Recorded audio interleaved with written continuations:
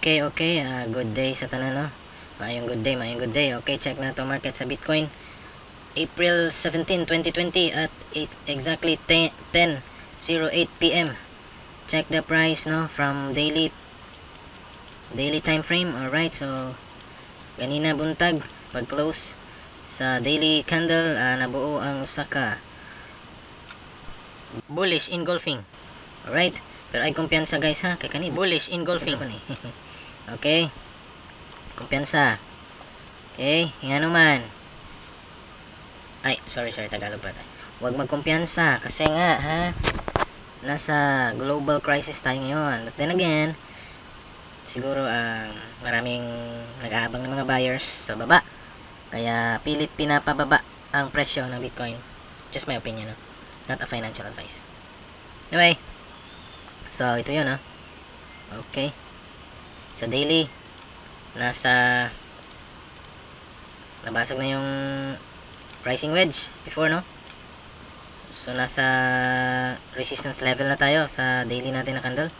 Okay, so resistance na pilit ibabalik nila yung presyo above this level para makabawi yung bulls. Tingnan natin sa 4 hours natin time frame. Alright, so yun, no? Medyo mabagal ang market, but kanina, nakahapon pala ng umaga, may isang hammer na nabuo. Ito. At saka nagpump ang presyo. At saka maraming labanan, no? Nangyaring labanan sa mga buyers versus sellers. Kasi ang tataas ng week. Volatile masyado ang market. Kaya ingat-ingat tayo ngayon, guys, ha. So ang target natin makapasok at makalabas agad sa market na may profit. Alright, so hanap tayo ng divergence sa RSI natin. Okay, may nakita ba kayo dito? Okay, meron akong nakita ang bullish divergence, ha, dito. Uy, bullish, ha. Ano to? Bullish na regular divergence, bullish. Alright, so medyo bullish pa siya, ha. Okay, so tingnan natin siguro mag-bullish to, ha, once ma-break ang itong resistance level na to, resistance trend line natin na dating support na naging resistance. So proceed tayo sa 1 hour. Ito ano lang to, market update lang to. So wala muna tayong technique na i-share. So basic lang to ng mga analysis, no, based on market structure, trend lines. Okay, so dito may pag-pump, may flag, no. Tingnan natin sa Google kung may nahugis ba na flag dito, no. Anong flag yan? Kung mag-bear flag tayo, bullish flag. Gamit talaga to ditong Google, guys, kasi dito malalaman mo, no, kung anong pattern, no, ang currently na nabuo. So okay, so kung mag bull flag pala, ganito yung bull flag, ha. Open image, yan, open image in YouTube. Ano ba to nangyari dito? Brave kasi ang ano natin nagamit.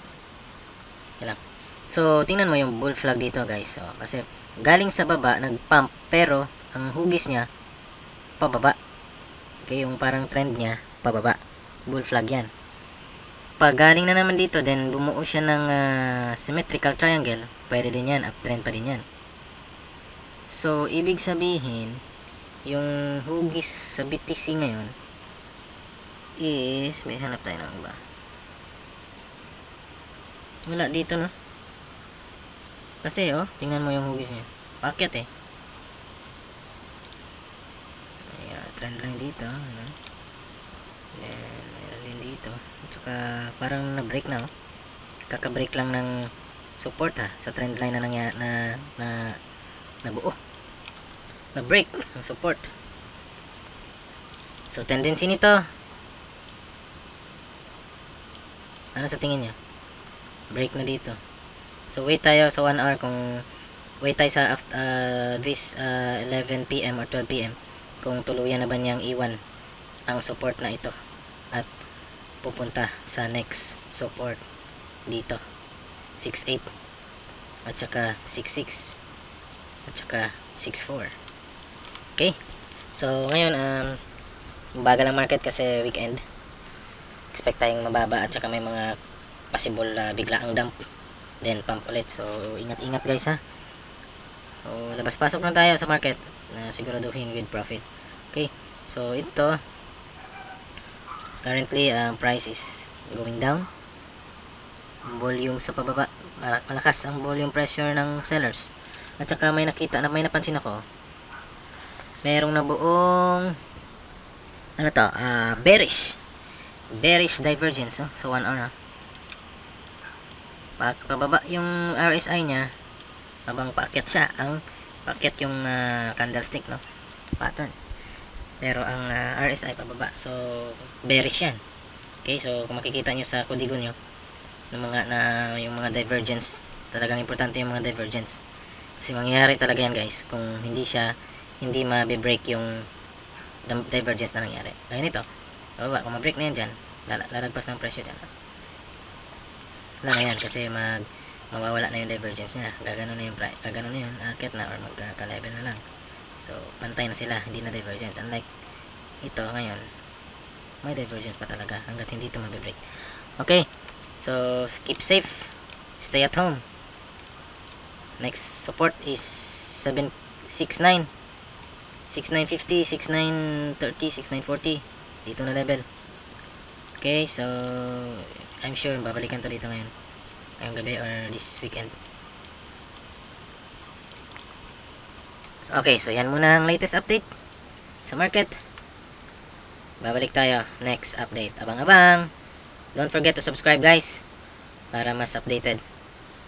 Okay, so next time magagawa tayo ng video na may yung mga techniques na ginagamit ko. Tsaka hindi din yan akin So nandyan na yan sa market wala pa ang Bitcoin, nandyan na yan ang mga technique na yan. So i-share ko lang naman. Okay, so walang 100% na technique na magkaka-profit ka talaga 100%, kasi nga based tayo sa analysis, technical analysis lang. So ibig sabihin may mga chances talaga na iba yung analysis na masusunod. Saka to keep safe, maglagay tayo ng stop loss if ever hindi ma-materialize yung analysis natin. At least makakabawi pa tayo. Okay, kasi minsan may mga losses talaga so yung mga pinupost sa Facebook, yung mga 150, 200%, 1000%, yes, nakukuha yan sa trading. Pero ang hindi mo lang alam, mga positive gains lang yung pinupost. Pero yung mga negative gains nila, hindi nila pinupost. So malay mo mas malaki pa yung negative gains kaysa sa positive gains. So, ano talaga. So study. Kung interested ka talaga maging trader, it's just a business guys na dapat aralin talaga. So kahit anong business, pwedeng malugi, pwedeng magkaka-profit ka, pwedeng ikakayaman mo. Huwag ka lang mag-give up. Pwede. Kasi yung mga matatalo talaga, yun yung mga nag-give up.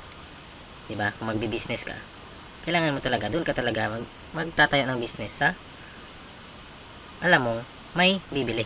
Alam mong magkaka-profit ka. So, nag-study ka niyan.